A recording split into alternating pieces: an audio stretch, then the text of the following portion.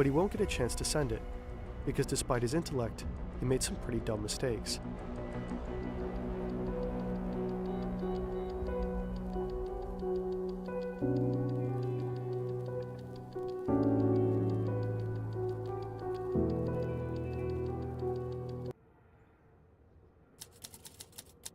My motive for doing what I am going to do is simply personal revenge. I do not expect to accomplish anything by it. Lincoln, Montana, 1996. This cabin is the chosen home of Theodore J. Kaczynski, more commonly known as the Unabomber. He's long been feared as America's smartest criminal, a serial bomber who's killed and wounded targets across the country with no clear connection. For 17 years, he's eluded the FBI.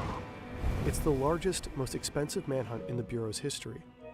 He's the evil genius they simply can't catch, likely history's most intellectual serial killer. He's terrorized the nation, instilling fear in Americans about opening their mail and getting on planes. And he did it all from his cabin. Here is where he built his bombs, where he wrote his manifesto, and where he evaded capture for nearly 2 decades. It's where he turned from off-the-grid recluse to world-famous murderer. This cabin contains all the evidence the FBI will need to convict him. It's located deep in the Montana wilderness.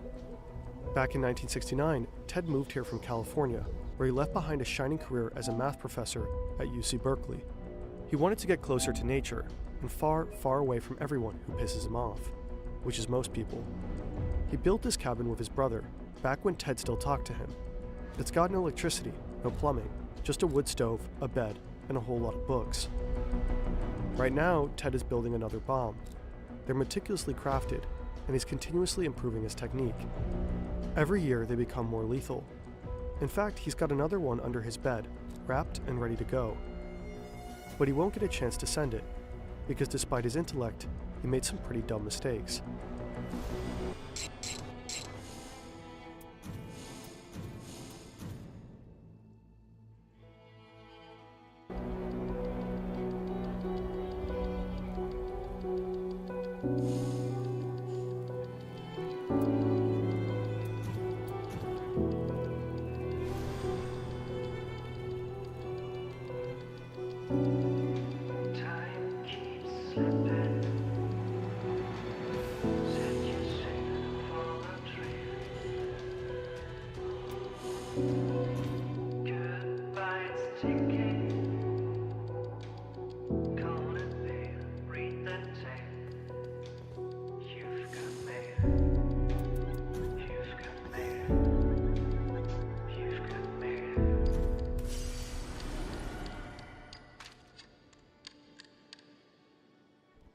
This video is largely based on these 2 books. Links are in the description. We attribute the social and psychological problems of modern society to the fact that that society requires people to live under conditions radically different from those under which the human race evolved. Born in 1942, Ted grows up in a pretty average family in the suburbs of Chicago. They're working-class Polish Americans. His parents are politically progressive, bookish and intellectual, and really into the outdoors. They're strict but loving. At least, that's how they remember it. It becomes obvious at a young age that Ted is exceptionally gifted, so his parents push him to succeed. He skips 2 grades and easily aces every class. He's a pretty normal kid for someone with an IQ of 168. Sure, Ted is quiet, shy around girls, and arrogant, but he has a core circle of friends and plenty of hobbies. Like his parents and brother, he loves playing music, reading, and camping. People like Ted. They'll later remember him as a sensitive, respectful kid.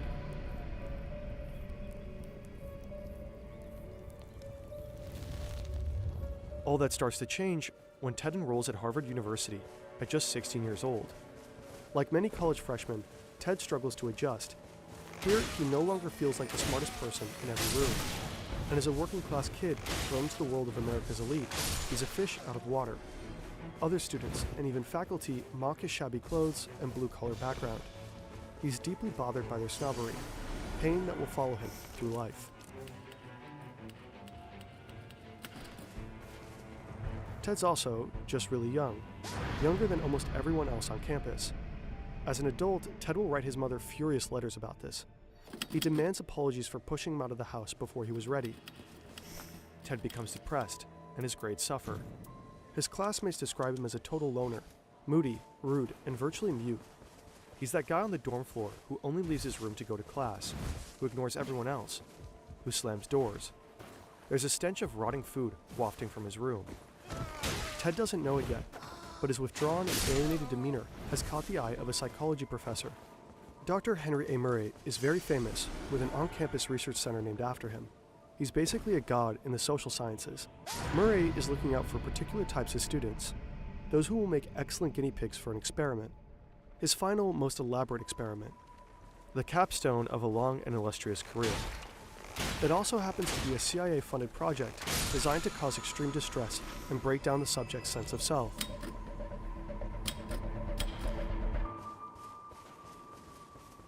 Clearly, we are in a position to do a great deal of damage, and it does appear that the FBI is not going to catch us anytime soon.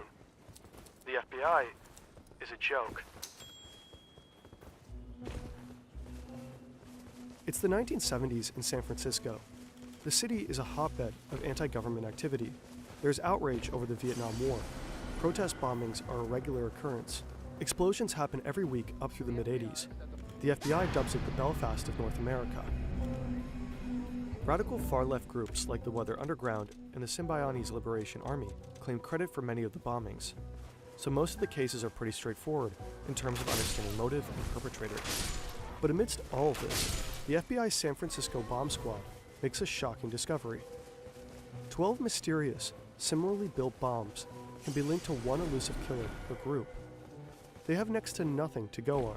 Just for whatever unknown reason, this string of explosives seems to target universities and airlines. Whoever is building these bombs is an expert crafter and careful to not leave any DNA behind. Not a hair, not a fiber. They're encased in beautiful handmade wooden boxes. There are no eyewitnesses to the bombings, and no letters from organizations claiming credit. The victims appear to be scattershot of random people.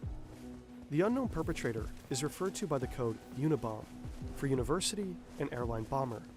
So far, his bombs have killed one person and injured 20 others across 5 different states. Unlucky recipients of the Unibomber's early packages include a campus security guard, a handful of graduate students and professors, a secretary, an airline executive, and passengers on a flight from Chicago to DC. Some are injured quite badly.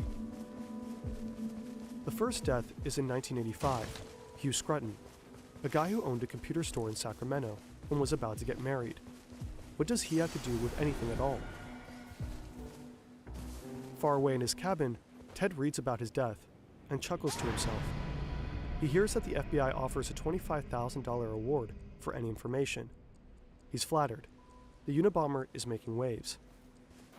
Not bad for the actions of one man in a 10 by 12 foot shack with no electricity, running water, or phone service. Pretty hard to imagine now. These days, connection isn't optional. It's how we get around, check in, look stuff up, call for help, all of it. That's where Saley comes in. With affordable global data in over 200 destinations in 8 regions, Saley is the eSIM provider that keeps you online while abroad. Forget hunting down local SIM cards or getting slammed by roaming charges. With Saley, you'll be covered before you even leave home. Just download the app, pick your destination, and activate your plan. Once you arrive at your destination, your Saley data plan will activate automatically, and you'll never get stranded without service again. Saley gives you a heads up when your data is running low. You can top up in seconds. Simply download the Saley app and use code FERNTV to get an exclusive 15% discount on your first purchase. Money back guarantee in case your device is not compatible. Back to Ted. Here in his cabin, he's got everything he needs. Snowshoes, maps, a homemade chair, a cot, a typewriter, hundreds of books, scraps from junkyards and jars of chemicals for making his bombs, binders and binders full of notes, all kinds of disguises for delivering the bombs, like wigs and sunglasses, and shoes with fake soles. It's crammed to the gills, but meticulously organized.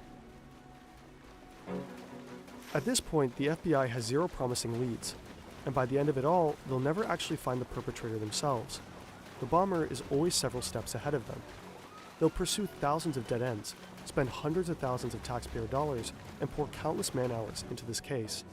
They have no idea why he's targeting the people that he is, but the bombs are so precise, so well crafted. There's gotta be a motive, right? In 1987, there's finally a break in the case. The Unabomber plants a package outside a Salt Lake City computer store, and a lady spots him. He's wearing a gray hoodie, sunglasses, and sporting a mustache. The police create a sketch and post it all around the country. The bombings immediately stop, and for 5 years, nobody hears anything from the Unabomber. All kinds of people call him with tips, but the leads go nowhere. The case pretty much goes cold, but the FBI know that it's only a matter of time before he'll strike again. They're sure he's using the time to perfect his bombs, and they're right. In his cabin, Ted is finessing his technique. The upcoming bombs will be a whole lot more lethal, but, as the world will soon find out, he is also busy writing. He doesn't just want his explosives to do the talking. He's crafting a manifesto, one that claims to explain what the mysterious string of bombings is all about.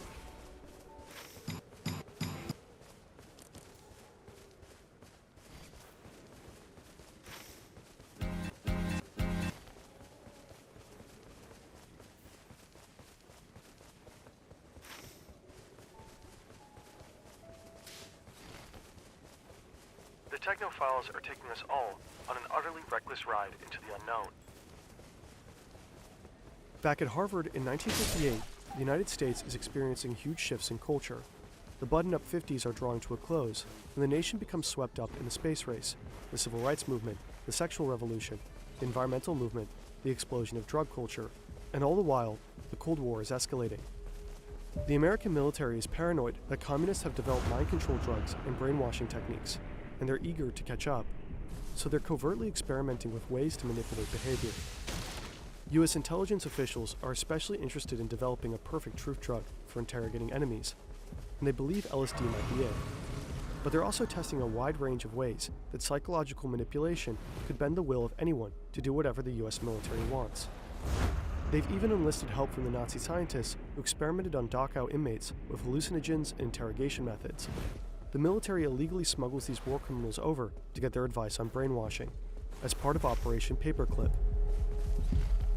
Over the course of at least 11 years, thousands of Americans are subjected to unethical psychological experiments that include sensory deprivation, hallucinogenic drugs dosed without consent, subliminal messaging, hypnosis, electroshock therapy, and even ice-pick lobotomies.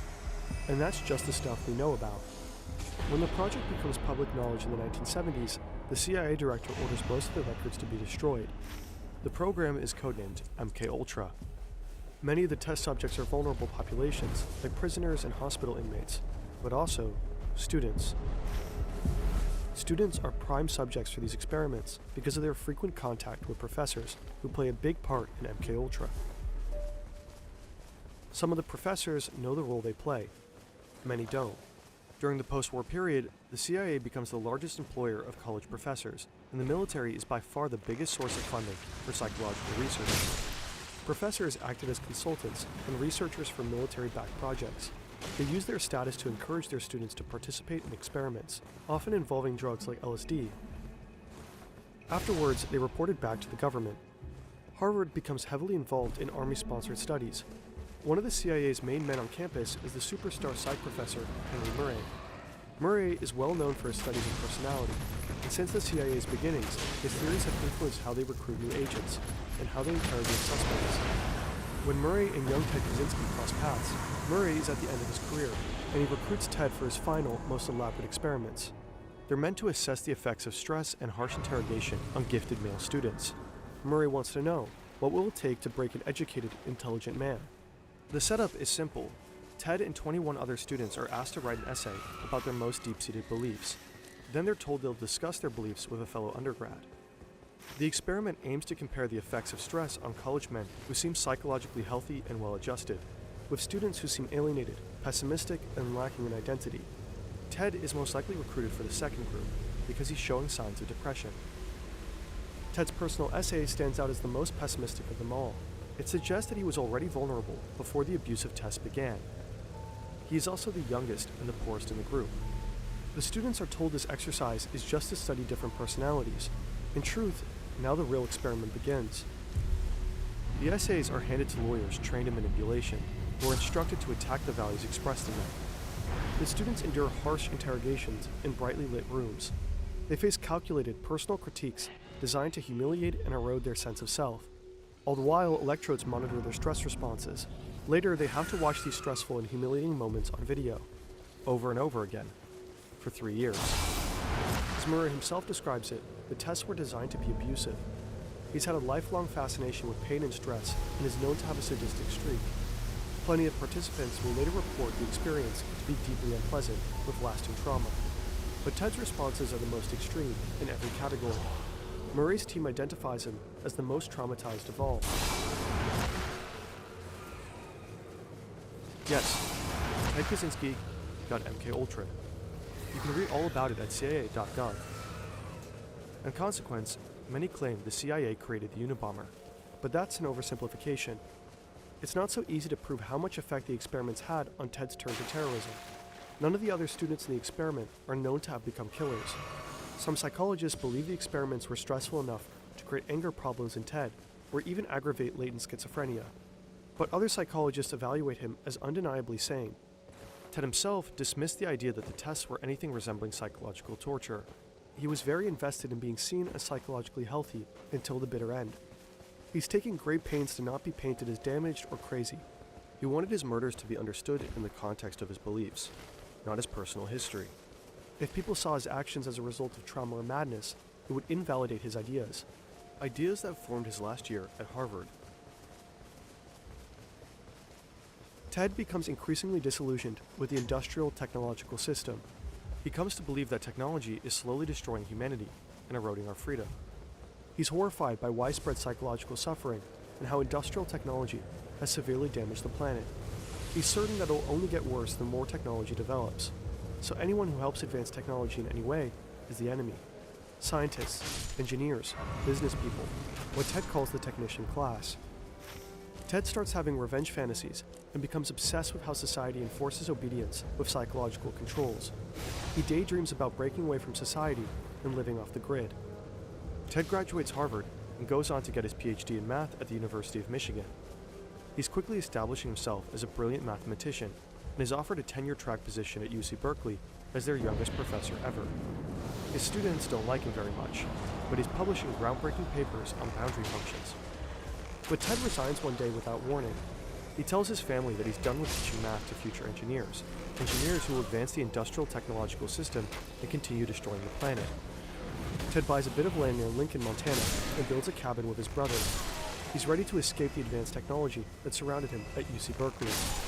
He wants to live a simpler life, far away from everyone he's ever known. And then, he starts to build his first bomb.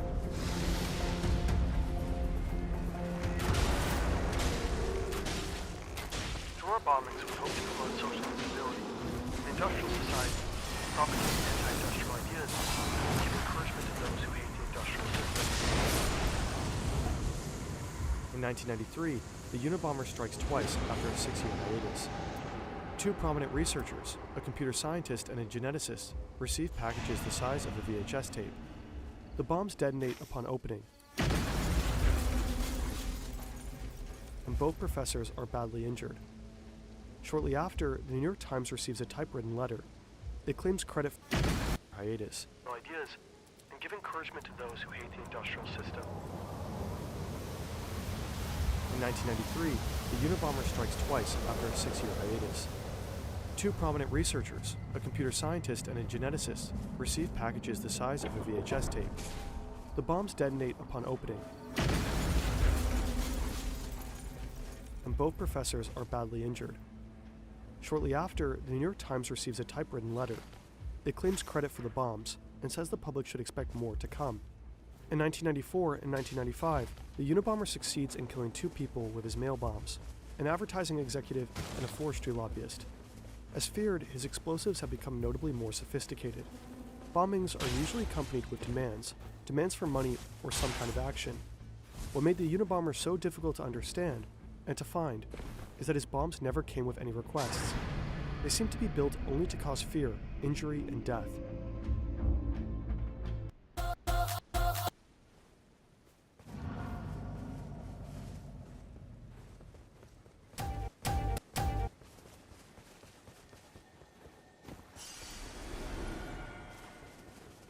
17 years after starting his bombing spree, the Unabomber finally makes his demands known. He writes the New York Times again, announces that he will permanently desist from terrorist activities if they publish a 56-page manifesto. The request kicks off a fierce debate within the FBI and the newspaper, to publish or not to publish.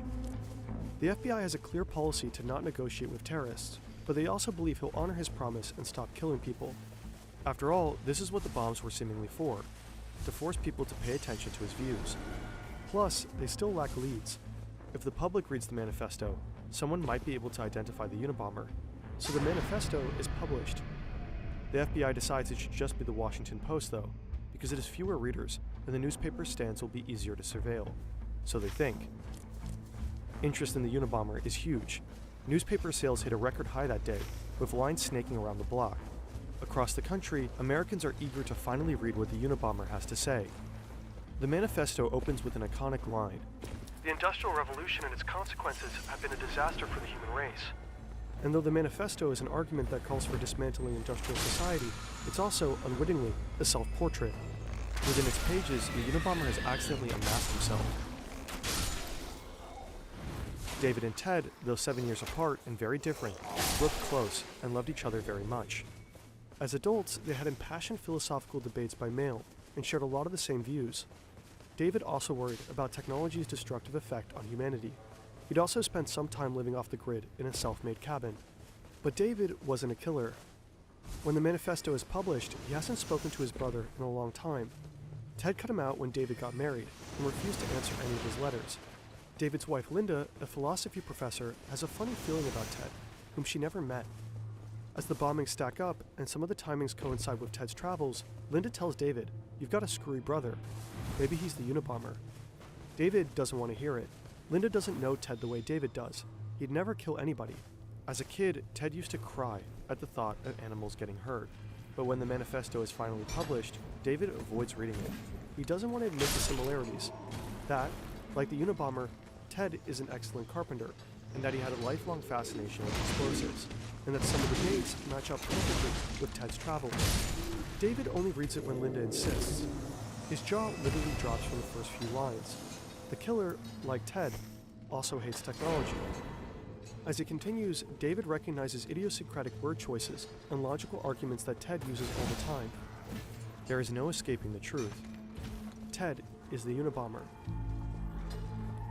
So after some moral qualms about betraying his brother, David alerts the FBI.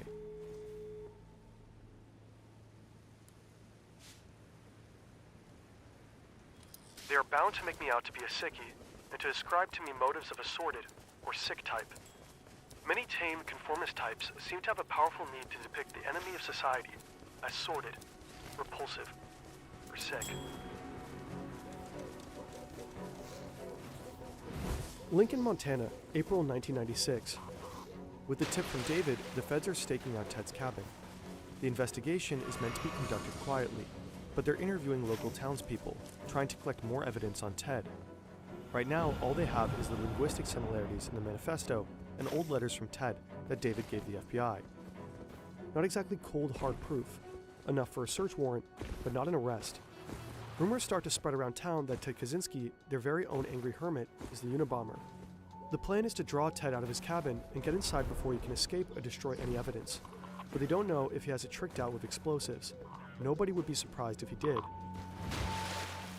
Ted has no idea he's under surveillance, so when someone knocks and says some land surveyors need to talk, he believes them and opens the door. He wasn't expecting visitors. These days, he's busy with a dirty job. He's in the middle of rasping aluminum blocks to make powder from more bombs. He's covered from head to toe in the dust. He's rail thin because the rabbit hunting was scarce this season. Ted's hair is wild and his clothes are literally rotting off of his body. But what does he care? He's not trying to impress anyone, and he can clean up fast if he needs to blend into society. Too bad for Ted. He'll be photographed in this state, filthy, emaciated, and in severe need of a shave. The image will circulate around the globe and will not help Ted's desire to seem sane. When the feds swoop in, they find 40,000 pages of journals and plans, most written in code.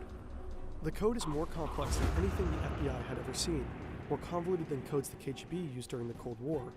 But Ted also left the key to the code in the cabin. Without it, the FBI wouldn't be able to decipher the decades of written confessions that definitively tied Ted to the bombings. They also find a bomb under the bed, ready to be mailed to an aerospace company in Dallas. Now the FBI has all the evidence they need. They lock up the cabin and take Ted to prison. He does not dispute that the journals with the confessions are his. In fact, he wrote them partially so that nobody would try to say he was crazy. Ted's family and his defense team attempt to convince the jury and the world at large that he is mentally ill. They're doing anything they can to avoid the death penalty, which frustrates him. He tries to fire his lawyers and defend himself.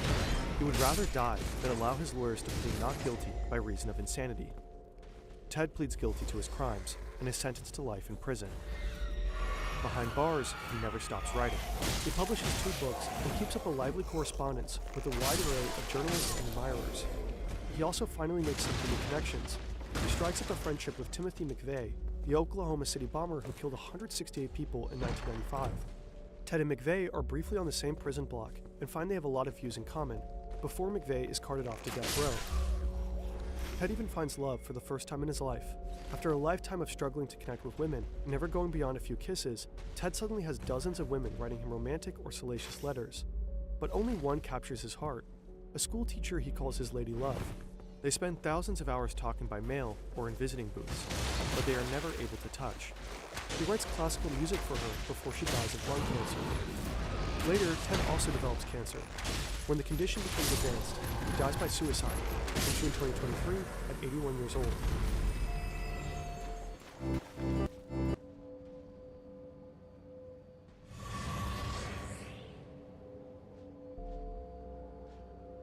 This is not to be a political revolution. Its object will be to overthrow not governments, but the economic and technological.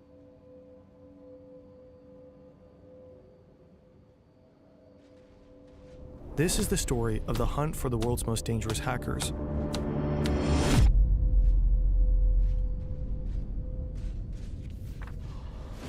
Prologue. The Bears.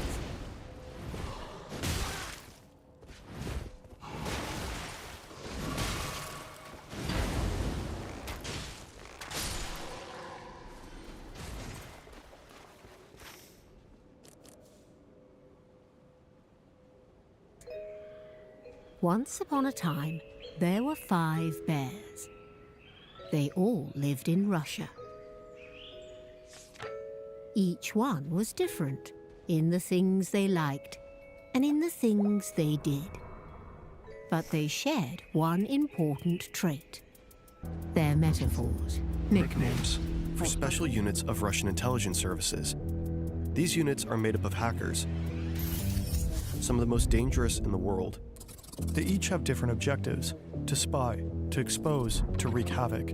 But they're not just a threat to computers or networks. They're a threat to Western democracies. They're tools of destabilization, of psychological warfare, of political manipulation. They've already made it into the German parliament, into the email inboxes of the country's elected officials. They threw their full weight behind Donald Trump's 2016 campaign. They travel the world, working in the interest of Vladimir Putin's regime. And they've played a key role for years in Russia's brutal war against Ukraine. This documentary reveals who these hackers are, how they operate, and how we can protect ourselves from them.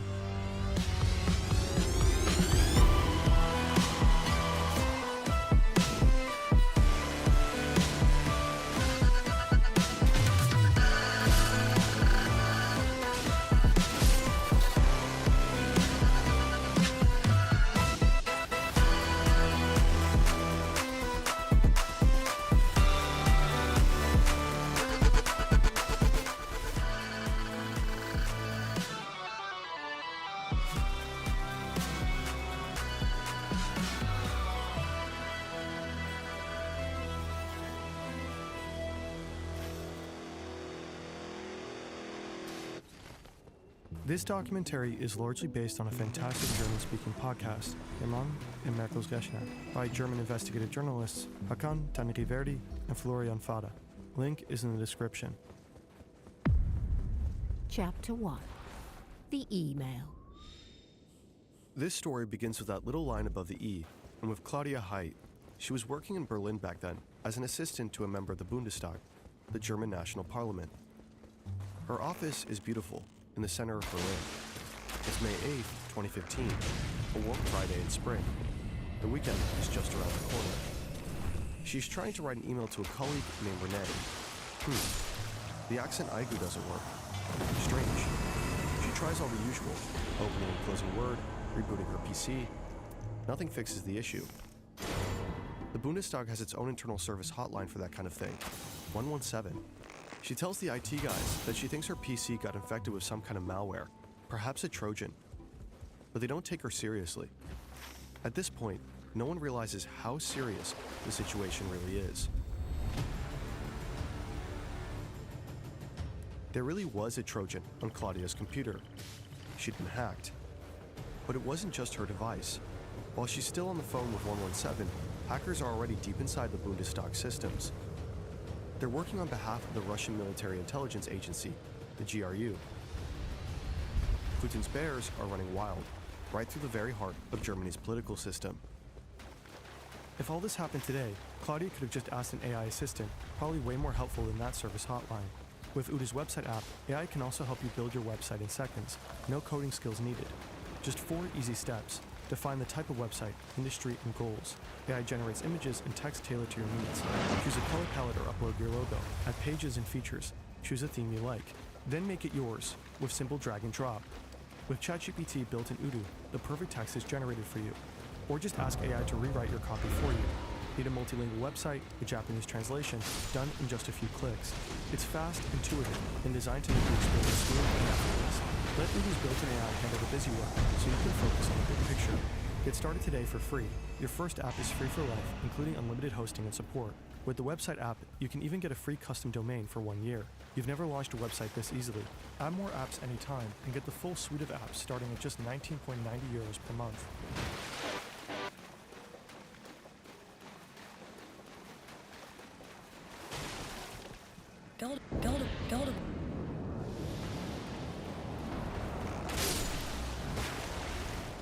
Click the link in the description to get started.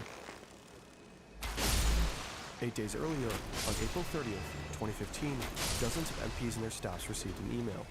It looked official, as if it came from the United Nations. The subject line referenced Ukraine and its economic situation. It's just a year after the annexation of Crimea, Russia's first military incursion into Ukraine.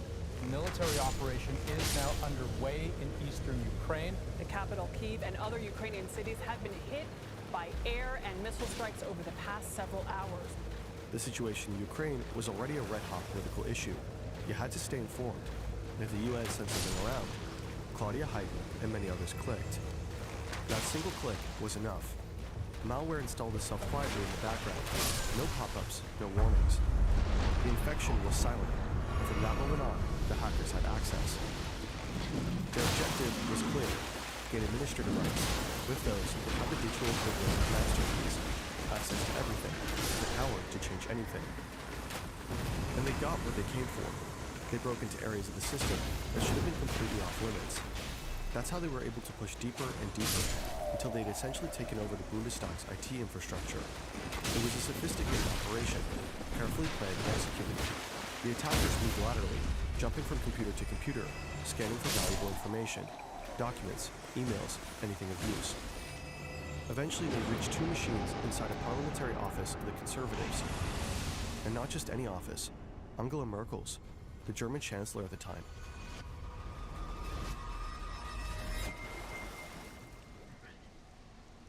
The Bundestag hack is one of the most serious cyber attacks in German history.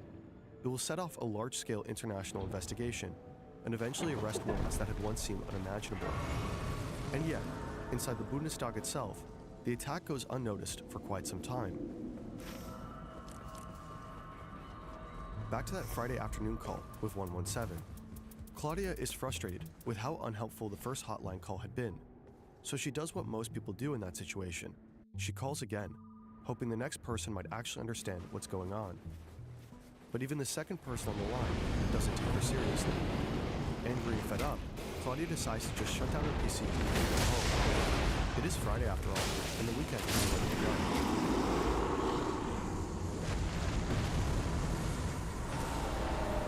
On Monday morning, an IT staffer remotely logs into Claudia's machine and reinstalls Word, which, of course, doesn't fix anything. By the afternoon, someone finally comes in person, but even they don't catch that there's a Trojan on Claudia's PC. By this point, the hackers have already been inside the system for at least 2 weeks. And still, almost no one realizes that this might actually be a cyber attack. Meanwhile, over in the UK, a cybersecurity firm has been keeping an eye on a suspicious foreign server, one that had been used for previous cyber attacks. Suddenly, that server establishes a connection to machines inside the Bundestag network.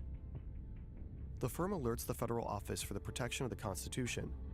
A day later, the warning reaches both the Bundestag's Classified Information Office and the Federal Office for Information Security, BSI, in Bonn. Thanks to German bureaucracy doing what German bureaucracy does, the warning takes a brisk 3 days to actually land. Finally, someone realizes what's happening. The BSI sends a special team to Berlin. Their job? Comb through the logs. Those are automatic records on computers that track what happened, when, and how. Which programs were opened, what was clicked, what ran in the background. All of it. The BSI team needs to figure out 3 things. Is this a major attack? Yes. What are the hackers after? Probably stealing data. And are they still inside? Very much so. The team doesn't hesitate. They shut down the entire network. From the outside, it looks like someone just ripped the plug out of the wall. Claudia watches her computer power off like it has a mind of its own, like it's haunted. She half expects the lights to flicker next. That same day, Der Spiegel broke the story, the first media outlet to report on the cyber attack. Politicians found out from the news, not from internal channels. From that moment on, chaos took over. Lawmakers were furious. No one could work properly. No emails, no access to documents, no reports. And this isn't a movie. You don't just kick the hackers out and move on. The network is giant, messy, and hard to control. The response team had to fight their way through it, trying to stop any further data theft and wrest back control. It took weeks to clean the system. During that time, MPs and their staff could only use certain parts of the network. No one knew if the hackers were still reading their emails. Important notes were suddenly written down by hand again, just to stay safe. The Bundestag's IT security was clearly overwhelmed. It faced intense criticism in the months after.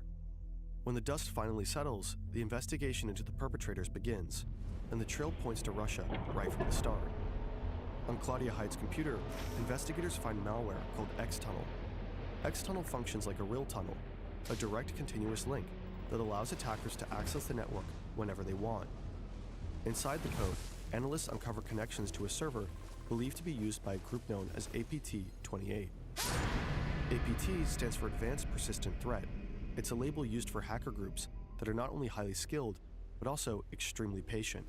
The kind of intruders who don't just strike and vanish, but stay deeply embedded, sometimes for years. By all accounts, APT-28 is a Russian group, and it also goes by another name, Fancy Bear.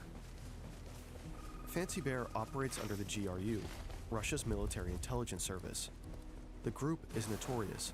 This is where they work, in what's known as the Aquarium in Moscow. No one knows who they really are. No names, no faces, not even how many of them exist. But one thing is clear. They do whatever it takes.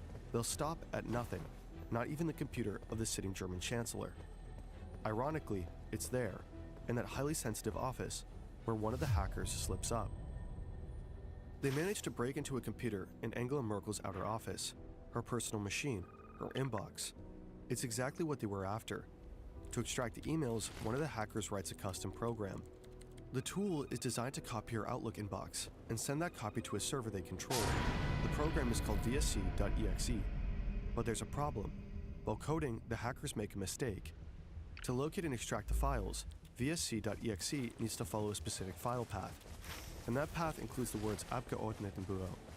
But the program doesn't recognize the German U. Instead, the character shows up as a garbled symbol, a question mark followed by RO, so the program can't find the folder. For a moment, the entire operation stumbles over the quirks of the German language. Realizing the attack might be exposed at any moment, the hackers panic a little. Under pressure, they decide to rewrite the code. This time, they tell the program, expect German, expect that U. Then they try again. And this time, it works. The tool successfully copies the inbox and sends it out. It's not Merkel's correspondence from the Chancellery, but still a huge win for the attackers. But the hackers messed up. Maybe from the rush, maybe out of nervousness. In the code of the program, investigators later discover a critical detail. The hacker forgot to delete the name of the computer he was working on. The path reads, C users Scaramouche. Scaramouche is a clown-like character from Italian theater. People might also recognize the name from the Bohemian Rhapsody.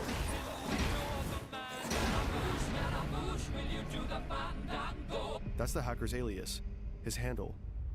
In secret, Scaramouche and his team become high-priority targets.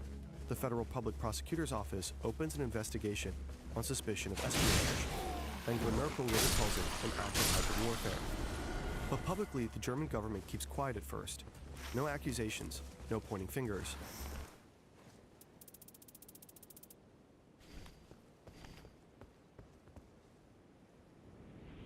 In total, around 16 gigabytes of data is believed to have been stolen from the Bundestag network, though no one knows for sure. 16 gigabytes doesn't sound like much, right? Just an old USB stick. But in context, it's a lot. Especially if we're talking only emails. 16 gigabytes contains a staggering amount of information. Is that really the end of the world, though? A little espionage here and there. Business as usual. Sure, they stole some files, but what could they really do with that? Then came the US presidential election in 2016. Putin's bears shows what they're really capable of. The Clinton campaign won't confirm or deny the veracity of any of the emails posted by WikiLeaks. What lines they're willing to cross, and just how much chaos a few gigabytes can unleash. Chapter 2. The Orange.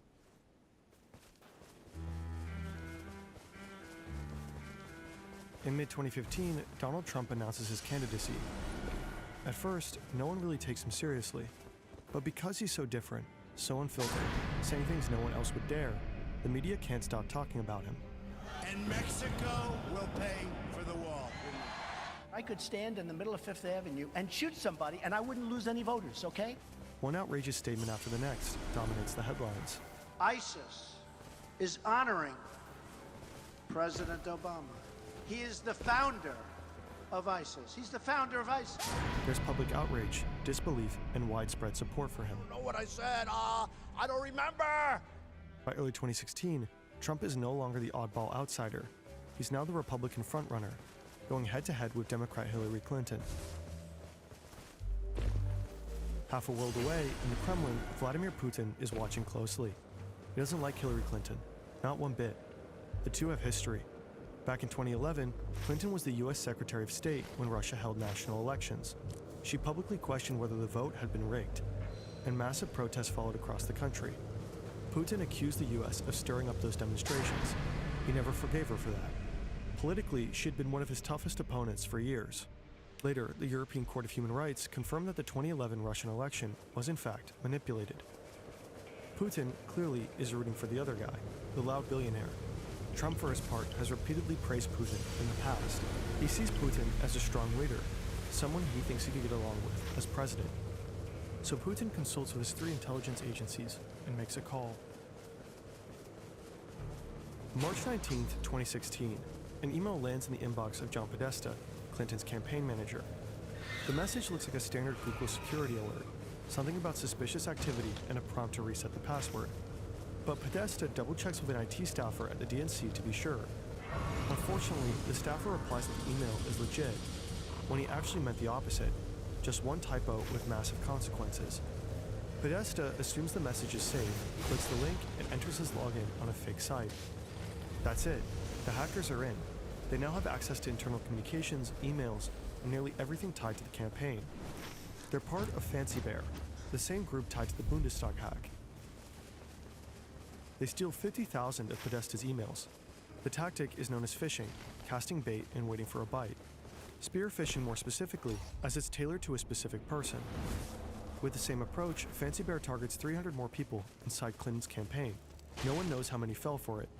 In early April, they go after another key target, the Democratic Congressional Campaign Committee, DCCC, a central player in the Democratic election machine. Using more convincingly real-looking emails, they managed to steal the credentials of at least one DCCC employee. And just like that, they're in again. Once inside, Fancy Bear uses 2 main types of malware, X-Agent and X-Tunnel. The latter is the same tool used in the attack on Claudia Heid's computer in Berlin. While digging through the DCCC, the hackers find something even more valuable: credentials that let them slip into the Democratic National Committee, DNC, the heart of the party. There, they uncover detailed documents on campaign strategy, including a file on Trump full of potentially damaging information. In early May, the intrusion is finally detected. The DCCC and the DNC hire a cybersecurity firm to clean house, a process that will stretch all the way into October. But the Democrats should have discovered the hackers much sooner. In a small, unremarkable office in Moscow, another set of hackers is quietly at work. This group is known as Cozy Bear, most likely working under the SVR, Russia's Foreign Intelligence Service. They've been inside the Democrats' network since June 2015, far longer than Fancy Bear. As strange as it sounds, Cozy and Fancy Bear probably weren't even aware of each other. They had different bosses, didn't talk, didn't collaborate. Cozy Bear is known for being quiet and methodical, targeting all kinds of institutions without leaving much of a trace. But this time, someone's watching them. In 2014, Dutch intelligence pulled off an incredible hack. They gained access to surveillance cameras in the very building where Cozy Bear operates. They're literally watching the hackers at work. That's how they realize Cozy Bear is crawling through the DNC's systems. So the AIVD warns the American counterparts early on. That warning eventually reaches the FBI. By September 2015, an agent in Washington calls the DNC to let them know Russian hackers are inside their systems. But the warning goes nowhere. The call lands with lower-level IT staff and is more or less ignored. Senior leadership at the DNC later claimed they didn't even know about it at the time. The hackers could have been discovered much earlier. If anyone had looked more closely at Cozy Bear, they likely would have seen Fancy Bear too. And if that had happened, the summer of 2016 might have unfolded quite differently. But it didn't. Back to spring 2016, Fancy Bear launches a website, DCLeaks.com. And starting in June, they begin dropping bombshell after bombshell. They invent a fake identity, Guccifer 2.0, a supposed Romanian lone wolf behind all the leaks. Guccifer gets a blog, reaches out to journalists, and offers up stolen files. The DNC hack dominates the headlines. It becomes breaking news on TV. Suddenly, internal dirt from within the Democratic Party, rumors, backroom deals, tensions is out in the open. It's a major blow to Hillary Clinton's campaign. The emails appear to show the DNC clearly favoring Clinton over Bernie Sanders, even though they were supposed to stay neutral. There's content about what she earned for Wall Street speeches, and even an alleged anti-Catholic bias. Trump jumps on the scandal. At a rally, he famously says, Russia, if you're listening, I hope you're able to find the 30,000 emails that are missing. I think you will probably be rewarded mightily by our press. At that point, Clinton is already under pressure over her use of a private email server while serving as Secretary of State. The FBI confirms she also deleted private emails from that account, which makes people believe that she's hiding something. Trump seizes the moment, tying that controversy to the flood of new leaks. That very same day, Fancy Bear sends 76 spear phishing emails to Clinton's staff. The impact of the leaks on Clinton's campaign is huge, maybe not the deciding factor, but they definitely give Trump a boost, over and over again. What started as chaos turned into something more focused, a clear attempt to help Donald Trump. Just over a month before Election Day, the hackers hand over John Podesta's emails to WikiLeaks. And then, week after week, those emails are released strategically, some more dramatic than others, but all grabbing headlines. The constant drip of leaked material creates a lasting impression. Something shady is going on inside the Democratic Party. Clinton loses momentum.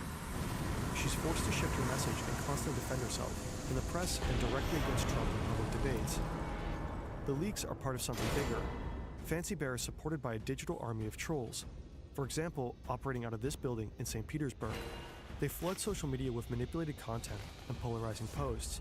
Some even succeed in organizing real-life protests across multiple U.S. cities. Hillary Clinton loses. Donald Trump becomes president. It's nearly impossible to measure how much influence the hacks and disinformation had, whether they tipped the scales. But many experts like Kathleen Hall Jamieson agree they had an impact. Russia, to some extent, successfully interfered with the 2016 U.S. election.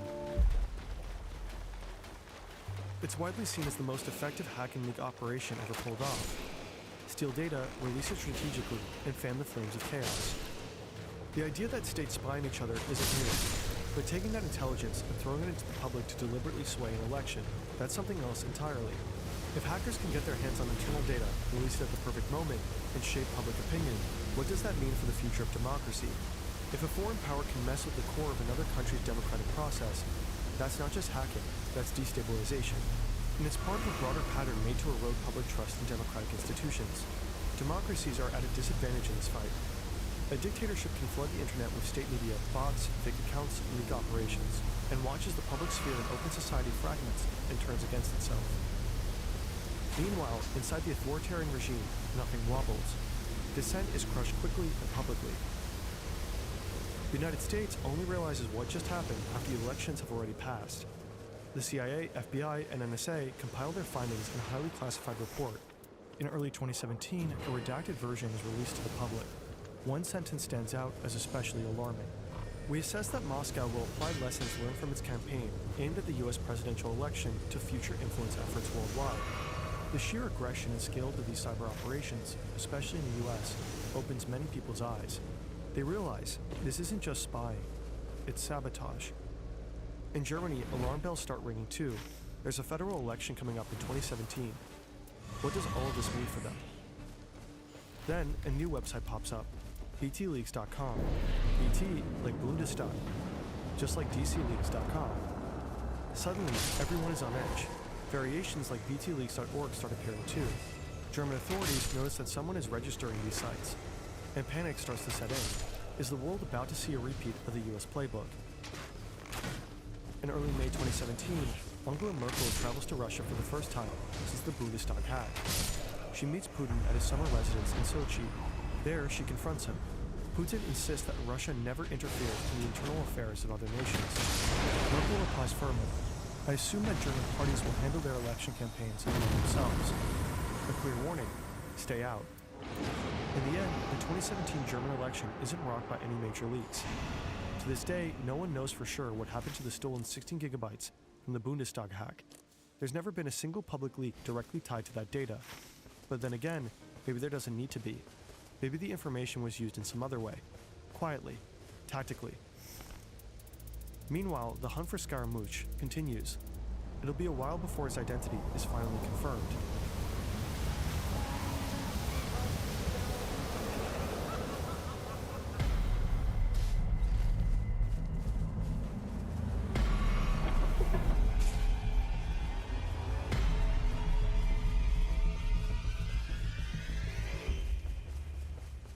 Some of his colleagues aren't so lucky. Chapter 3. The Cleaning Crew.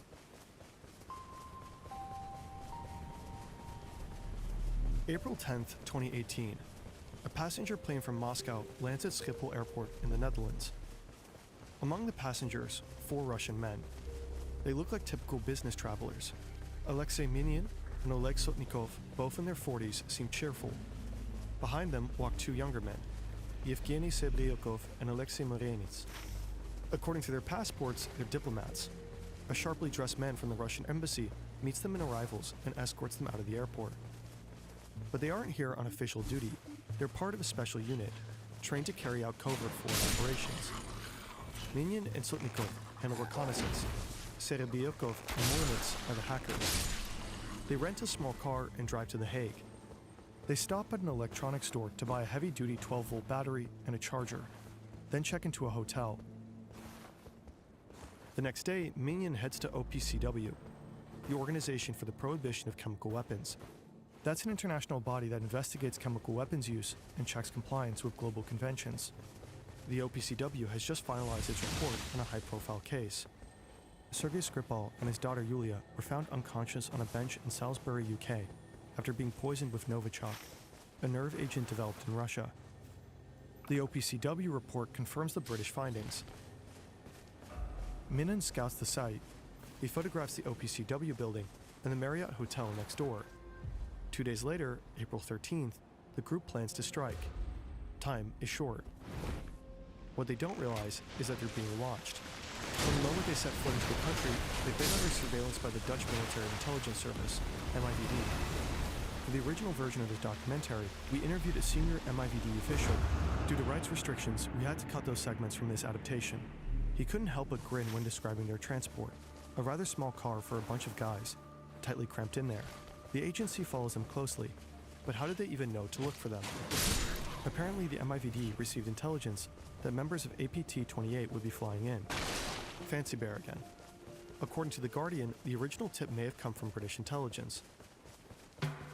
April 13th, the operation begins. The four men drive to the Marriott Hotel and park close to the OPCW building. The car's rear faces the compound. The trunk is packed with equipment. The battery and a voltage regulator power a computer, which is connected to a laptop in the front. Serebryakov and Morinets use it to execute the hack. The key component is a flat panel Wi-Fi antenna hidden under a jacket, connected via USB. It mimics the OPCW's real Wi-Fi network. Devices inside might auto-connect, believing it's legit. Once they connect, the hackers can steal credentials. With those, they could slip into the OPCW's internal network. The likely goal, steal or undermine the Skripal findings, or discredit the organization through a leak. But they don't get that far.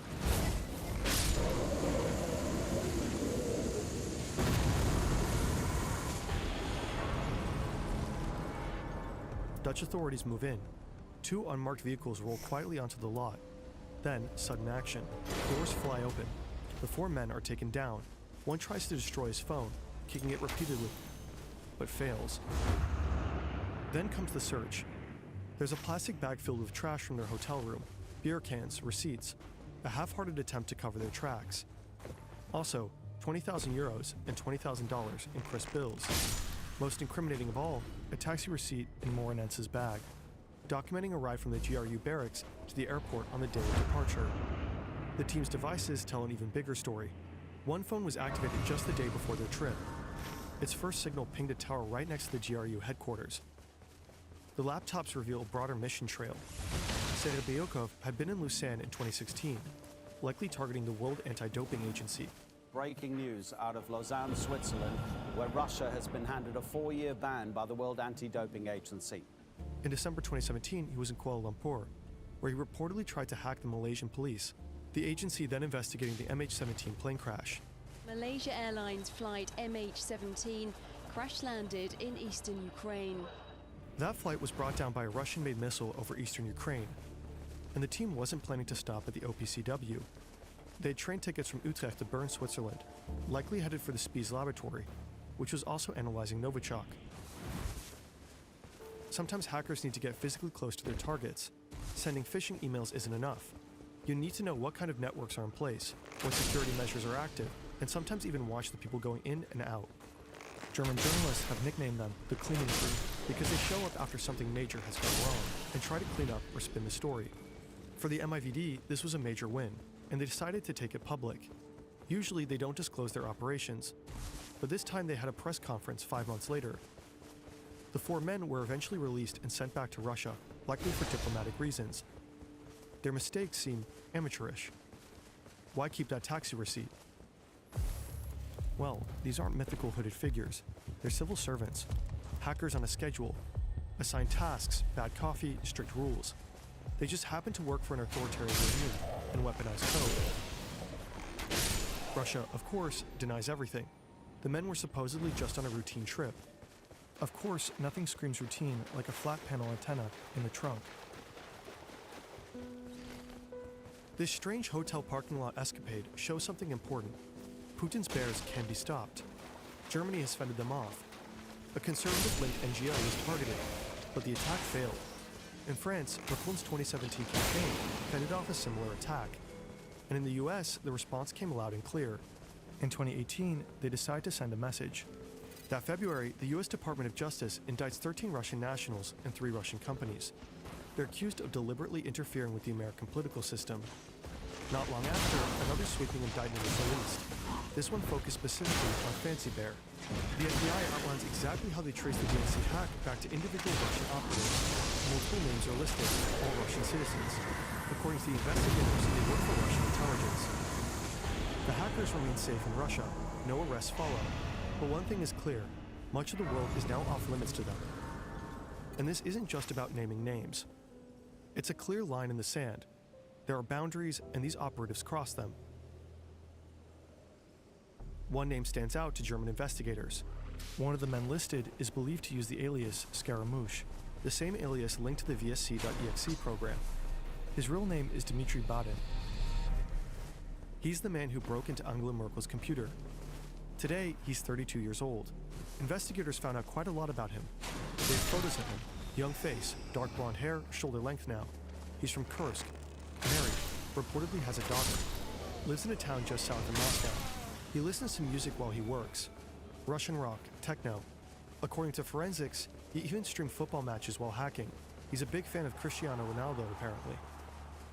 In many ways, he seems like an average guy, but he's a government hacker serving a regime that targets Western democracies. In May 2020, the German federal public prosecutor files charges against Badin as well. After the first wave of indictments in 2018, Vladimir Putin sat down with NBC for an interview. There he was confronted with the allegations. 13 Russians and 3 Russian-owned companies have been indicted by a special prosecutor named Robert Mueller in the United States for interfering in our election. Why would you allow an attack like this on the United States? Why have you decided the Russian authorities, myself included, gave anybody permission to do this? 13 Russian nationals plus 3 Russian companies did in fact interfere in our elections. Is that okay with you?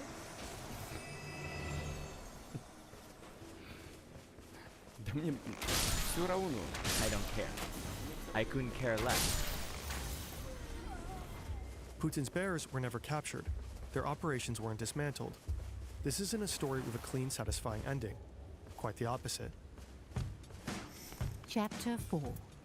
The Satellite.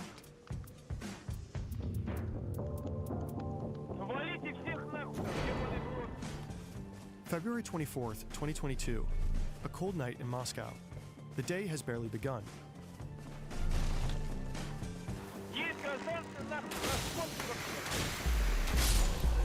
A quiet man heads to work earlier than usual. He's riding the metro.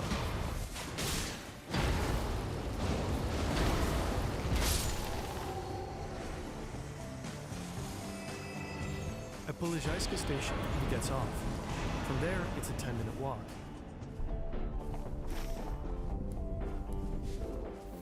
He's a little on edge, lights a cigarette. He works for the GRU, in the aquarium.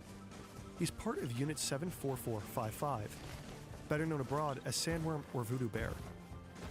At his desk, he pulls up a chair. Time to go to work.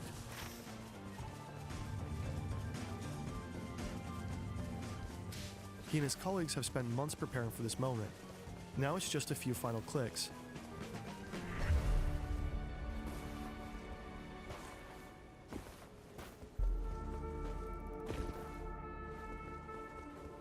Meanwhile, in Austin, Texas, it's still February 23rd.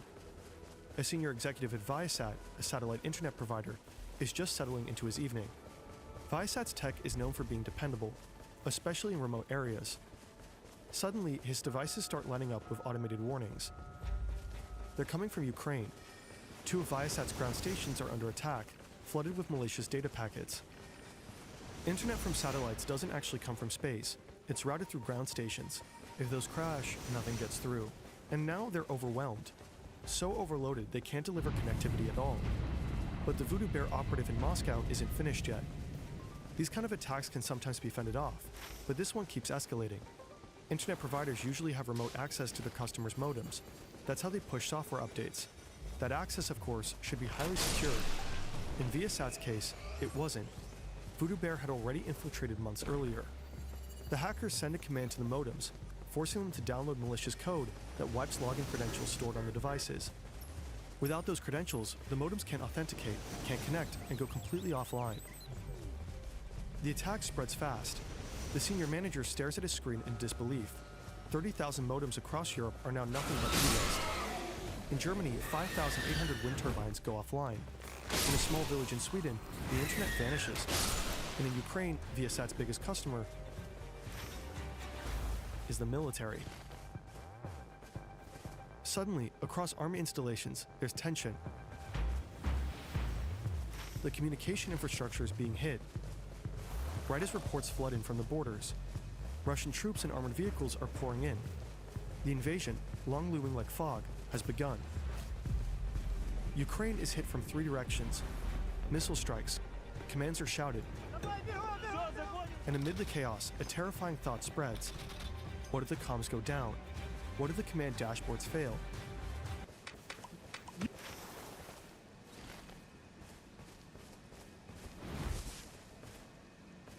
Surveillance feeds cut to black. The Viasat attack was a highly effective cyber strike, perfectly timed with the invasion, but for Ukraine, it wasn't a new experience. Ukraine has been in Russia's cyber crosshairs for years, not just since the invasion in 2022, but dating back to 2014, after the annexation of Crimea. That year, Russia tried to hack Ukraine's elections. In 2015 and 2016, Voodoo Bear took down parts of the country's power grid, each time for hours. In 2022, they tried again. This time, they failed. Russia often tests tactics like election interference in Ukraine before deploying them elsewhere. That's why Ukraine is sometimes called Russia's cyber test battlefield.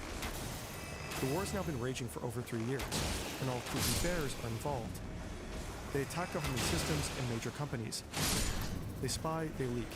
They fuel disinformation campaigns. But Ukraine, it seems, is defending itself formidably, not just on the ground, but also in cyberspace. And they're not alone. Today, the country is supported by several leading Western cybersecurity firms. Epilogue. Trains. Putin's bears are still out there, as dangerous as ever. Hakan Tanraverda is one of the journalists we interviewed for this video.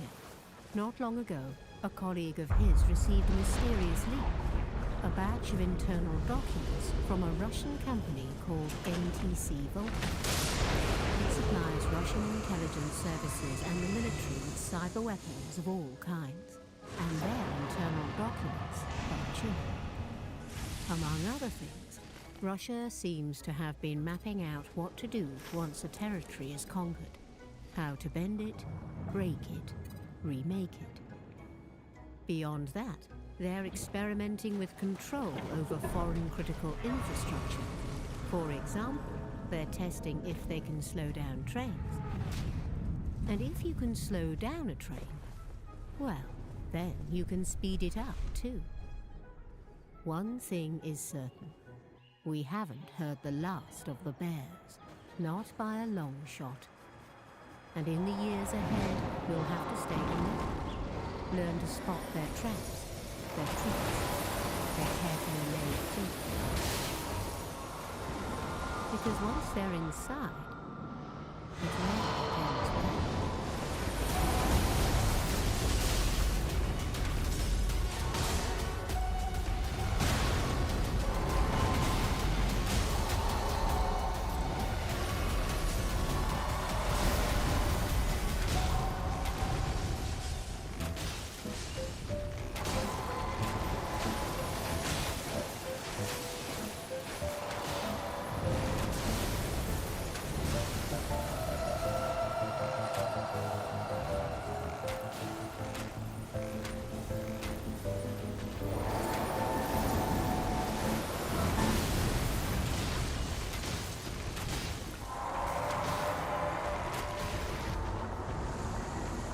These are the 7 most powerful men in China.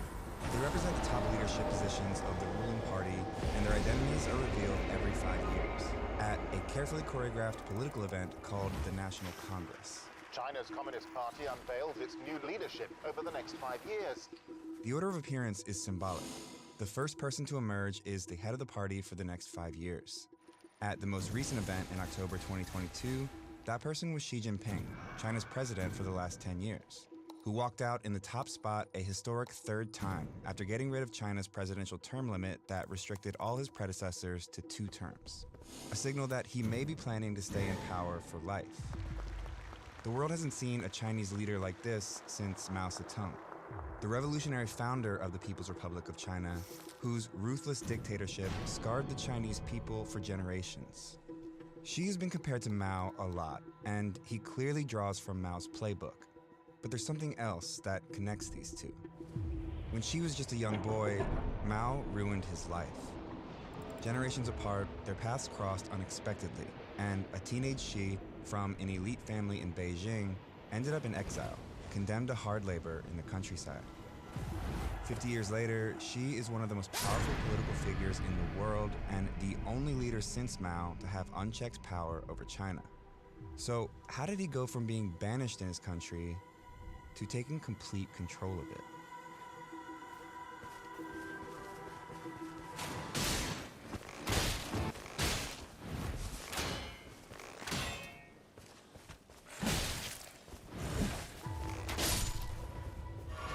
Xi Jinping's connection to Mao formed long before she was even born. It goes back to when a bloody civil war was raging in China. A group of radical communist revolutionaries, including Mao, gained influence over large swaths of mainland China and controlled a communist military called the Red Army that fought the Nationalist Party ruling the Republic of China at the time. At this point, the communists were losing bad. The bulk of their army was pinned down here, in a communist-controlled region originally established by Mao, now surrounded by nationalist forces. And they were running low on food. So the Red Army decided to launch a bold attack to break through the nationalist forces and evacuate the roughly 130,000 communist soldiers and civilians stuck here. On October 16, 1934, they made their move and attacked a weaker part of the enemy line. They broke through.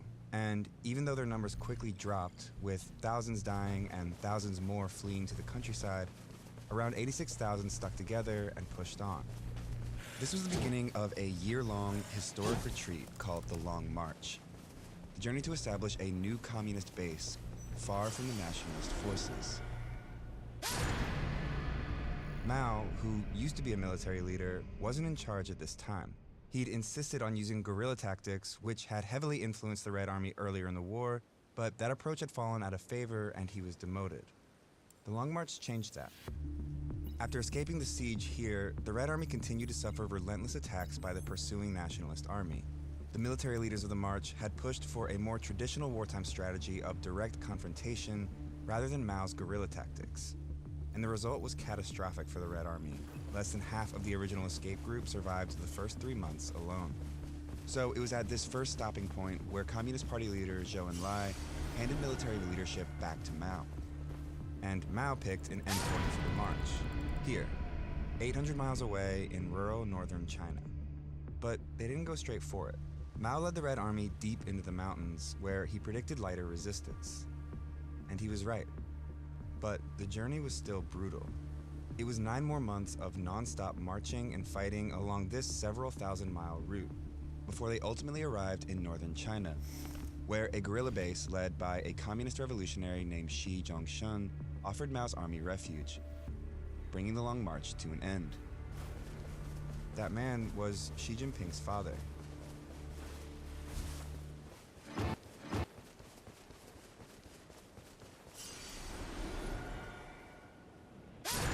In the end, fewer than 8,000 of the original marchers survived. Even though thousands died on the Long March from starvation, fighting, and disease, Mao's leadership was credited with saving the Red Army from total annihilation, and he became the de facto head of the party as well as the military, entrusted with rebuilding the army to take on the nationalist forces for total control of China.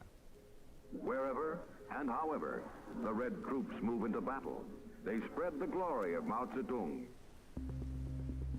This is a good stopping point in the story to talk about how power in the Chinese Communist Party, or CCP, works. Officially, the highest level of authority is a group called the Central Committee, and is responsible for all of the party's major policy decisions. Within the Central Committee is a select group of officials called the Political Bureau, or Politburo.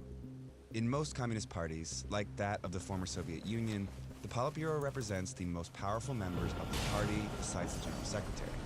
But the Chinese Communist Party has a key distinction that makes it unique. It has one more, even smaller selection of top officials who ultimately have the final say, an elite class of Politburo members called the Politburo Standing Committee. This group, which includes the General Secretary, holds supreme control over the Central Committee, dictates the will of the party, and is in full control of the Central Military Commission, which oversees China's defense. Mao's promotion during the Long March landed him here, in the highest position of the military and the Politburo Standing Committee. Even though he was considered the de facto head of the party when the Long March ended in 1935, he officially became head of the party in 1943. With both the party and the military under his control, Mao began to exploit the system to ensure he remained at the top for the rest of his life. At Mao's first National Congress as the official party leader in 1945, the party introduced a resolution that brought his influence to a whole new level. It unified the party around a single understanding of its history and declared Mao's political ideology, later called Mao Zedong thought, or Maoism, as the unquestioned guiding principle of the Chinese Communist Party. Basically, Mao's ideas or policy decisions could no longer be challenged by anyone. It was here he unveiled his equivalent at the time of the Politburo Standing Committee, the 4 other top party leaders, all long marchers deeply loyal to Mao, like Liu Shaoqi and Zhou Enlai, who would go on to hold some of the most powerful positions in the future government. 4 years later, Mao declared final victory for the communists in a decades-long Chinese Civil War and established a new country, the People's Republic of China, the PRC.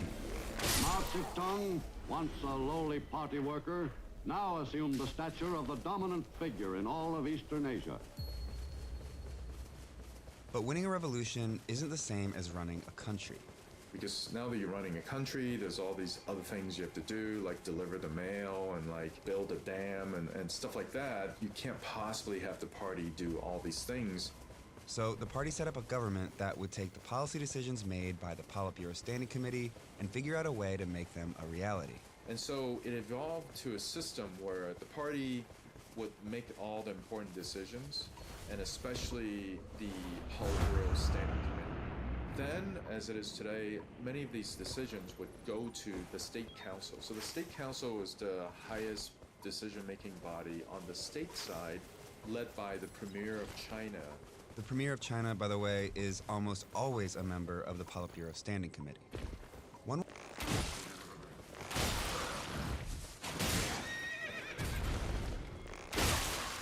Mao kept a tight grip on power over the years was by promoting those loyal to him to top positions in the party and government, whether they had government experience or not.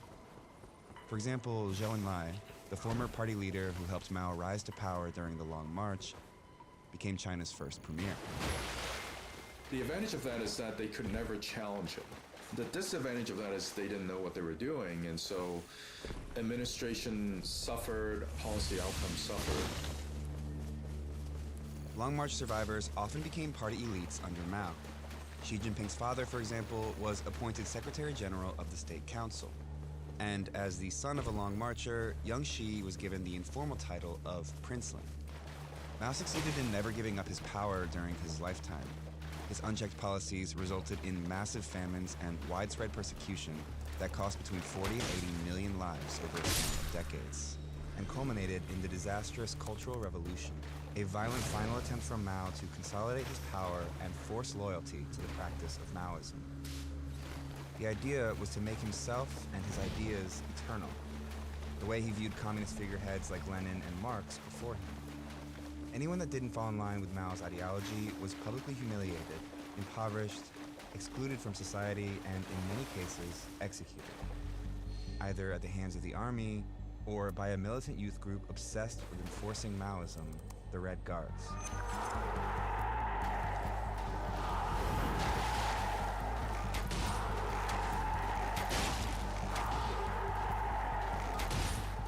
Even those closest to the dictator weren't safe from his purges during the Cultural Revolution. High-level officials, including members of the Politburo Standing Committee and Long Marchers, were removed from their positions. Liu Shaoqi was denounced as a traitor and died while imprisoned under harsh conditions. Mao also removed the chief of staff of the army and replaced him with a Maoist, leaving no one left to oppose him in the military.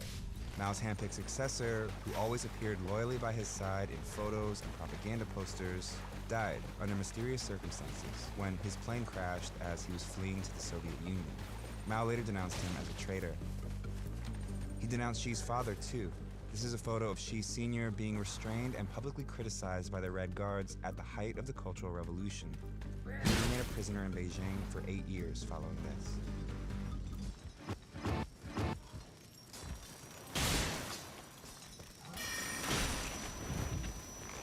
His father purged expelled from his elite from Beijing and sent to work in the countryside. He had to live in a cave and, do hard manual labor. His food was barely enough for, a growing young person. And Chairman Mao was responsible for all of it. But then, Mao died. The Cultural Revolution ended. His successor was Deng Xiaoping, one of the Politburo Standing Committee members who was removed from power during the Cultural Revolution, who, just before Mao died, started making a promise to fellow exiled party veterans. Deng Xiaoping signaled credibly to all the surviving long marchers that he wanted to rehabilitate people. So when Mao died, they all supported the rehabilitation of Deng. And as soon as Deng was rehabilitated, he went ahead and rehabilitated all these people. With experienced leadership back in place, the party needed to figure out how to prevent something like this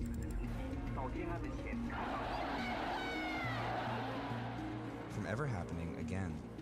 In order to undo Mao's cult of personality, the party introduced a second historical resolution in 1981.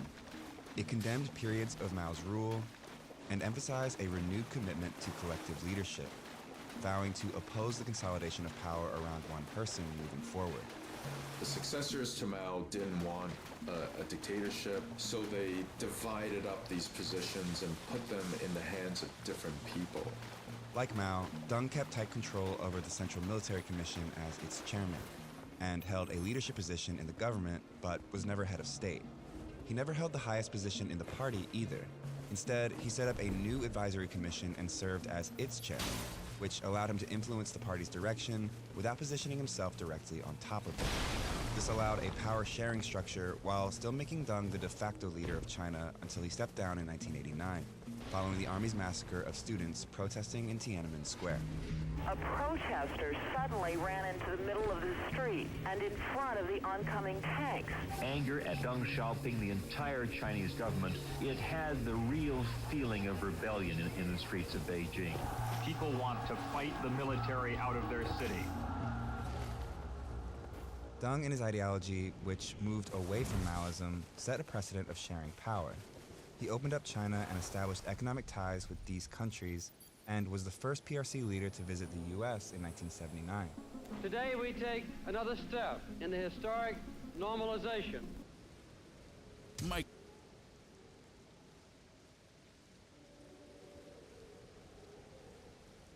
July 1st, 2018, 9:20 a.m.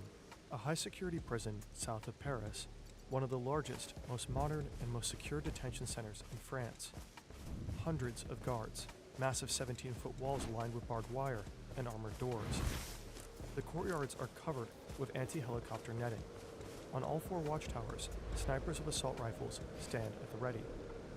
In solitary confinement cell 207, inmate number 0010189 waits to be escorted to a visiting room. He is the most heavily guarded prisoner in the country. He was involved in at least 30 robberies, some including hostages, one involving a cash and transit heist that led to the death of a police officer. Twice, he slipped away from the police right at the scene of the crime. And 5 years ago, in 2013, he pulled off a spectacular escape from another high-security prison, using a smuggled gun and explosives to blast his way out. 2 guards unlock his cell to pat him down. They do find something suspicious, but it's just a pack of gum. The guards like him, despite his staggering record of high-stakes crimes. He's easygoing, funny, and likable. It's almost like he's perfectly comfortable here, behind bars. 20 miles away, 65-year-old flight instructor Stefan Bai welcomes 2 new students, Frédéric and Julien, father and son. They're both hyped for their flight. They say they just want to tag along and watch him fly, not pilot themselves, but they do request it to be on board the Alouette 2, a vintage collector's model from the 1950s. The pair have been marveling at it because it just looks so pretty. Something feels sketchy. Stefan will later recall that he thought they were wearing wigs. But hey, money is money, right? They pay 500 euros in cash up front. Back in jail, the prisoner is escorted to the visitors block for high-risk inmates. It's situated as far away from the prison entrance as possible. Prison management has been on edge for a while, noticing a change in the inmate's behavior. He's received more visits and seemed to be sending coded messages during phone calls. His casual vibe with the guards could be a tactic to extract useful intel. A couple of days ago, a drone was spotted scouting the facility from above. Stefan is waiting for his students on an open field. He has landed on the clearing because they said they needed to stop to pee. They stepped out and disappeared behind some trees. When they return, they're armed. They claim to know his family and his home address. They say they have been watching him for months, and that their accomplices are waiting at his house as they speak. If he doesn't do exactly as they say, his family dies. They'll tell him where to fly next. On the visitor side of booth number 50, the inmate's older brother is waiting to see his sibling. He has no idea that his little brother is about to pull off the most spectacular prison break in French history.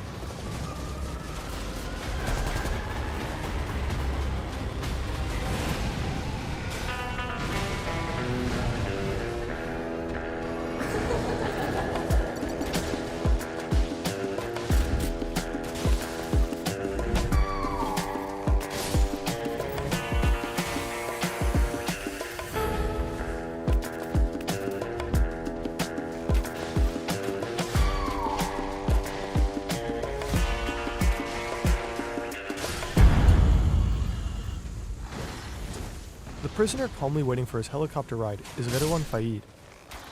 He's the country's most infamous criminal. He's also a best-selling author, a movie buff and adrenaline junkie, and to many in France's immigrant suburbs, he's also a legend. But to understand all this, we need to go back to the beginning.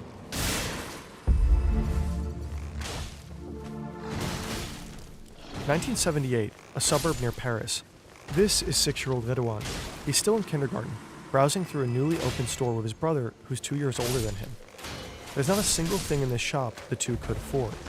Their parents are Algerian immigrants. The father works in a factory, the mother cleans houses. At home, the boys shared a cramped 3-room apartment with 9 other siblings. The social housing block is surrounded by wealthy suburbs, full of wealthy French kids. Redouane and his brother do not fit the mold, and the store detective makes sure they know it. He calls them petite merguez, a racial slur for Algerian immigrants. But other than that, he doesn't really pay attention to them. Out in the parking lot, the brothers divide up their haul. It's Redouane's first theft ever. A couple of weeks later, he gets caught. His parents are furious, and his father whips him 20 times with a belt. His mother makes him promise he will never steal again. Around this time, Redouane discovers the world of film, especially French crime thrillers and American gangster movies.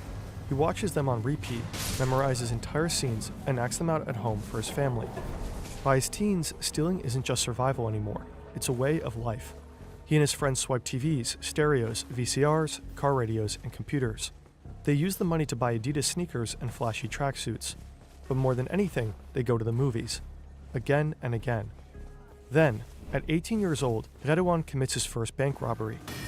He walks in armed, holds the bank employee at gunpoint, and threatens her with a line straight from the French crime film, Rime. Shut up, do what I tell you. I've got nothing against you. I only want the money. Think of your children. After the robbery, he simply goes back to school and studies for his high school exams. There's no one to scold him anymore at home. His father has moved back to Algeria, and his mother is dying of leukemia. He'll later write in his autobiography that, from that moment on, he stopped caring. Redouane Faïd's crimes are getting bigger, and they seem to be directly inspired by American action films. During a heist, he and his crew end up taking a bank director and his family hostage. They are wearing rubber masks with the faces of famous politicians, just like Patrick Swayze in Point Break. Redouane even delivers a line from the movie when they leave the scene. Thank you very much, ladies and gentlemen, and please don't forget to vote! In another hostage situation 2 years later, Faïd and his men show up in sharp black suits in homage to Tarantino's Reservoir Dogs. They even adopt the thing with the color-coded aliases. Mr. White, Mr. Blonde, Mr. Blue, Mr. Orange, Mr. But this time the job goes sideways and they have to flee from the cops, just like in the movie. However, all these spectacular crimes still don't seem enough for Faïd. One of his all-time favorite gangster films is Michael Mann's Heat, and after watching it over and over again, he sets himself a new goal: the holy grail of robbery, armored trucks. An industrial area on the outskirts of Paris, Faïd is behind the wheel of a Renault. He spots his target, a 6-ton armored truck with 3 armed guards inside.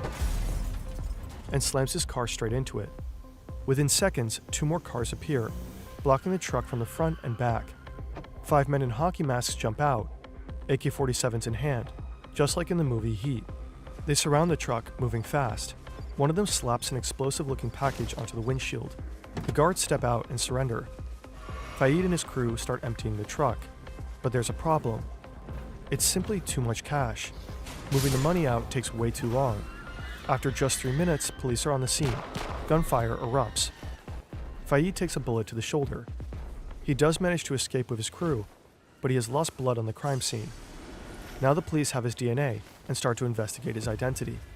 And if they catch him, he's looking at 15 years behind bars. Stefan Bai and his 2 captors land for a second time. The hijackers have 2 more men waiting on the ground. They haul large black duffel bags into the helicopter. One of them climbs in, all dressed in black, hood pulled over his head. Stefan is held at gunpoint the entire time. Now he is ordered to take off again. He flips the ignition switches and presses the starter, but nothing happens. The kidnappers think he's trying to outsmart them and start freaking out. They beat and threaten him. If he doesn't do as they say, his family dies. Stefan manages to convince them that he really needs to step out to check the wiring. Finally, the engine roars back to life. They take off again. The hijackers are well prepared. The duffel bags are packed with tear gas, smoke grenades, masks, AK-47s, and an angle grinder. And so the heli thunders towards the high-security prison, where Redouane Faid is sitting calmly in visiting room 50, chatting away with his older brother. Hands down, this really is the kind of stuff you'd expect in a Hollywood blockbuster. But say you're in the US and can't stream this French crime thriller due to geo-restrictions. Enter CyberGhost VPN.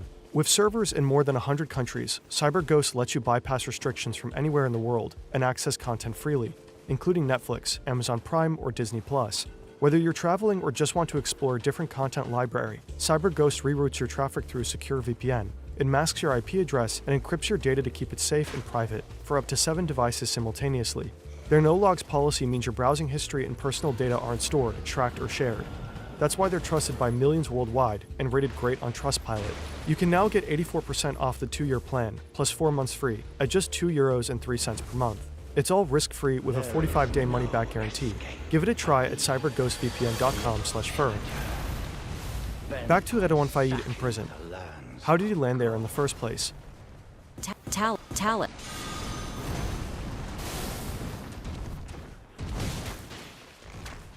There is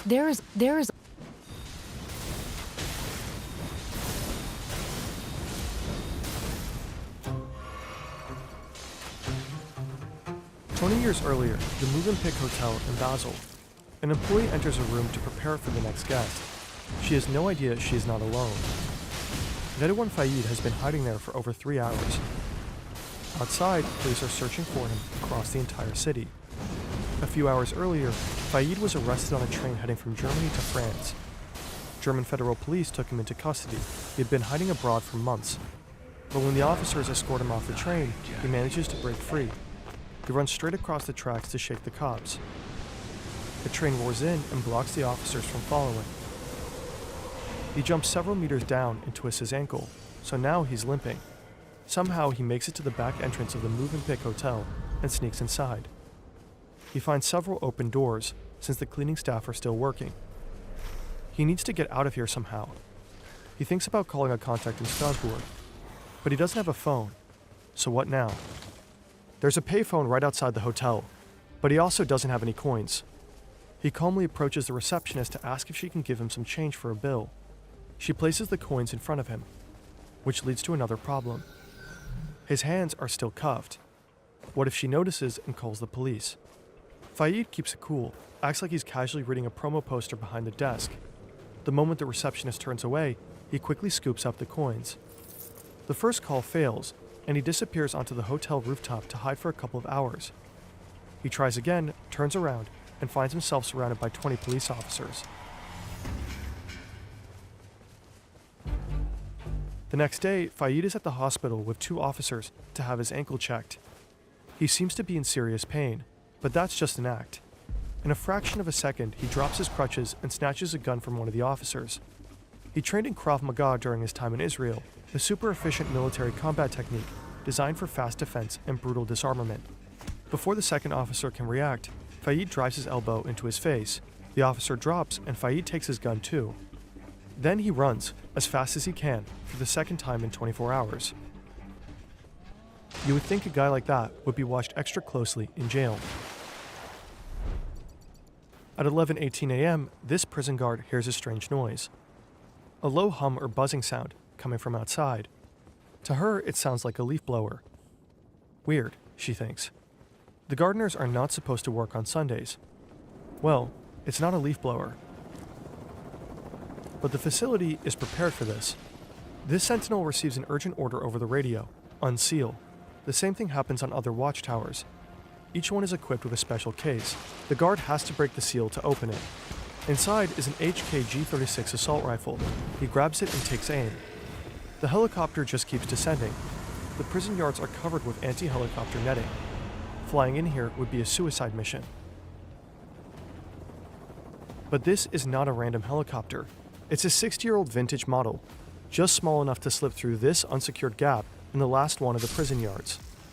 Also, this is not a regular landing. In fact, they're not touching down at all. Redouane Faid must have known somehow that prison guards are not allowed to shoot at a flying helicopter. There's a proper protocol for this. And maybe he also knew that Stéphane Baye is one of the few pilots in all of France who are skilled enough to pull this off, to keep this specific type of vintage heli steady enough while hovering above the ground. Investigators will later discover that Faid had been writing letters to Stéphane's stepdaughter for 2 entire years. And this friendship was not Faid's only connection to the outside world, because at this point, Redouane Faid was already a star.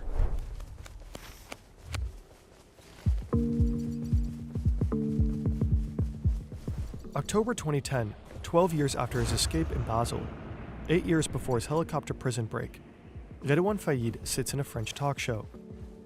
Gangster, braqueur, voyou, voleur, appelez ça comme vous voulez, il revendique à peu près tous ces mots-là. Bonjour Redouane Faid. Bonjour. Les banques, vous en avez braqué combien en tout? Alors, officiellement, j'en ai braqué qu'une, puisque j'étais condamné que pour une banque. On m'a soupçonné d'en avoir braqué une trentaine, mais bon, ça, c'est que des dires et des racontars. He's a welcome guest at the time, a bit of a sensation even. Redouane Faid has written a book about his cinematic crimes, so now he's making the rounds on French TV to promote it. C'est terrible de dire ça, mais le cinéma a été pour moi un mode d'emploi pour braquer. Et on voyait ça un petit peu, l'attaque de fourgon blindé en ligne de mire. Pourquoi? Parce que quand t'attaques un fourgon blindé, c'est le top des tops. The caption on screen reads, former gangster. Well, not so long ago, he was anything but. In late 1998, 3 months after his escape in Basel, Faid was caught and sentenced to 18 years in jail for armed robbery.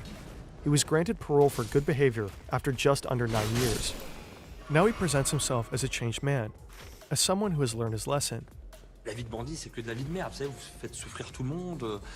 Quand vous allez en prison, c'est une sanction carrément qui est collective parce que votre famille, votre femme, vos enfants, vos frères, vos sœurs, vos parents, tout le monde paye. He got married. His brother has landed him an office job. He appears to be taking it easy now. At one point, he attends a film event where Michael Mann is physically present, the director of Heat, the very film that inspired his biggest heist. Moi personnellement, je suis un ancien gangster. Malheureusement, je ne m'en vante pas. Je viens de faire une dizaine d'années de prison. J'ai attaqué des fourgons blindés, des bijouteries, des banques, c'est tout bien là, je pense. Et je leur ai répondu que non. J'avais un conseiller technique, un prof de fac, une sorte de mentor. Il s'appelle Michael Mann. Alors ma question en fait, elle est simple.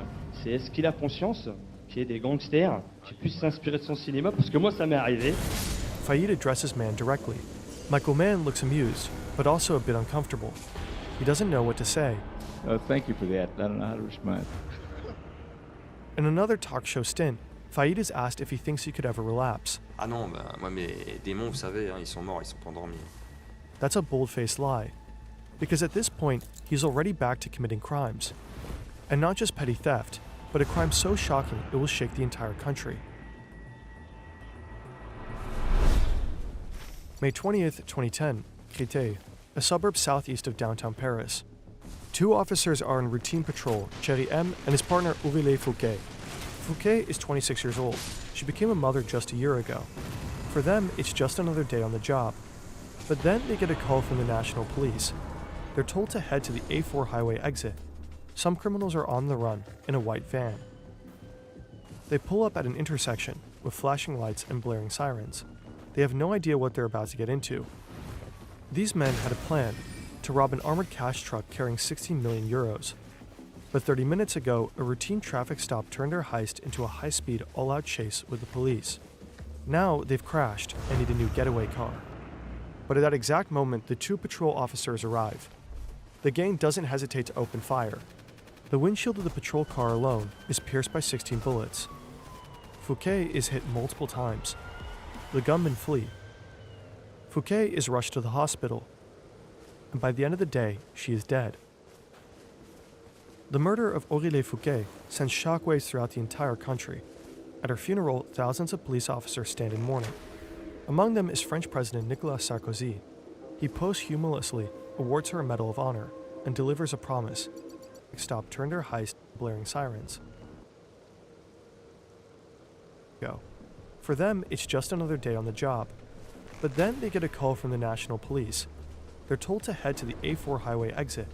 Some criminals are on the run in a white van. They pull up at an intersection with flashing lights and blaring sirens. They have no idea what they're about to get into. These men had a plan to rob an armored cash truck carrying 16 million euros. But 30 minutes ago, a routine traffic stop turned their heist into a high-speed, all-out chase with the police. Now they've crashed and need a new getaway car. But at that exact moment, the two patrol officers arrive. The gang doesn't hesitate to open fire. The windshield of the patrol car alone is pierced by 16 bullets.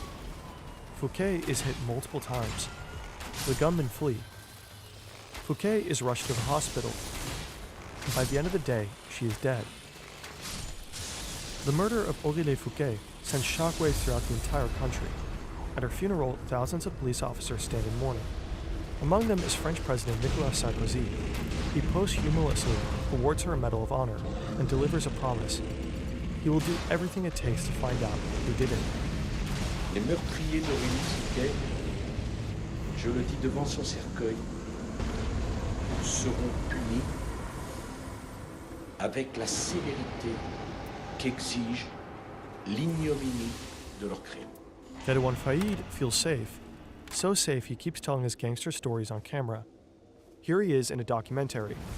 The film recounts how Fouquet was gunned down, and then Redouane Faïd appears, not as a suspect, not as a fugitive, but as an expert on this kind of heist. At the time, the filmmakers had no idea that the man sitting in front of them had a part in the killing of Aurélie Fouquet. The failed attack on the armored cash truck has Faïd's signature all over it, but he has an airtight alibi, and he swears he was not involved. But investigators keep digging and eventually find compelling surveillance footage. A security camera has caught Faïd inside the white van used by the criminals. Faïd was not on the scene when the shots were fired, but police gather enough evidence to pin him down as the mastermind behind the operation. After 1 year on the run, Faïd is captured, again, and he goes straight back to prison. Whether you're invited to a talk show or heading out on a date, there are moments when you want to look your best. But shaving is often a struggle. Many men experience razor burns and get nervous about shaving right ahead of an important event. That's why Henson set out to fix shaving with real precision. They're experts in machining parts for aerospace projects, and they conducted pioneering research on what really makes for a good and skin-friendly shave. The result is just beautiful. A sleek and long-lasting aluminum razor with aerospace-level precision. The blade sits at a near-perfect 30-degree angle and extends just 0.0013 inches past the shave plane, less than a human hair. That blade support makes for less flex, less irritation, and just a better, safer shave. We are big fans. Go to hensonshaving.com/FernTV and enter the code FERN at checkout to get a free pack of 100 blades with the purchase of a razor. I built.